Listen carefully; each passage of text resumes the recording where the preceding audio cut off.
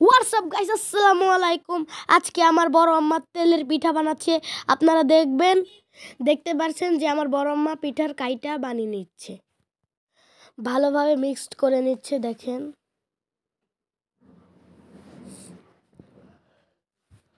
দেখতে পাচ্ছেন কি সুন্দর করে কালারটা এসেছে। এখন আমার বড় আম্মু আটাটা মিক্সড করে নিচ্ছে। গাইস, এখন মাটির চুলায় আগুন ধরিয়ে নিচ্ছে। কড়াইটাই তেল দিল। এখানে এখন পিঠা বসাবে। গাইস দেখেন, গাইস এখন পিঠাটা তেলে দিয়ে দিচ্ছে। দেখেন,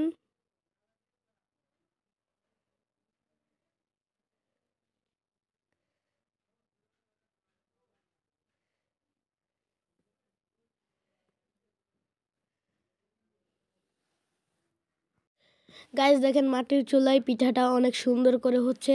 দেখেন আস্তে আস্তে ফুলে গিয়েছে। এটা আমার বড় মা এখন এটাকে উল্টা করলো। গাইস এখন এটাকে এই পাশে রাখবে, আর আরেকটা দেখেন বসায় দিচ্ছে ওখানে। ঘ্রাণটা অনেক ভালো এসেছে। গাইস এই যে দেখেন, দেখেন পিঠাটা কত সুন্দর ফুলেছে এবং কালারটা অনেক ভালো হয়েছে।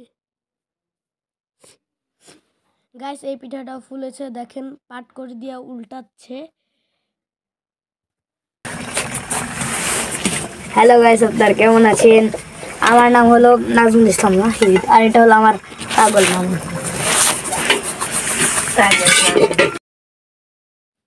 গাইস দেখেন ওই পিঠাটা হয়ে গিয়েছে। এখন আরেকটা পিঠা দিয়ে দিয়েছে কড়াইয়ে।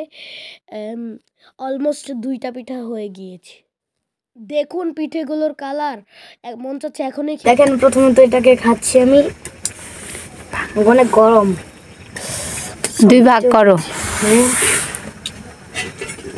অনেক সফট হয়েছে। দেখেন অনেক মজা হয়েছে, মিষ্টি সেই হয়েছে পিঠাটা। দেখতে দেখেন খুবই সফট। দেখেন দেখেন খুবই সফট, গরমের ধোঁয়া বাড়াচ্ছে। আপনারাও এসে এগুলো গ্রামে এগুলো ট্রাই করবেন। তেলের পিঠা খেতে খুবই মজা হবে, অনেক মজা। দেখেন ভিতরটা খুবই সফট হয়েছে, টেস্টি। দেখেন খেতে অনেক মজা। গ্রামের পিঠা অনেক খেতে মজা হয়, শীতকালে তেলের পিঠা সেই মজা হয়। প্রথমত পিঠাতে আমার বড় মা বানিয়েছে, বড় মার হাতের পিঠা খেতে অনেক মজা। দেখছেন তেলের পিঠা,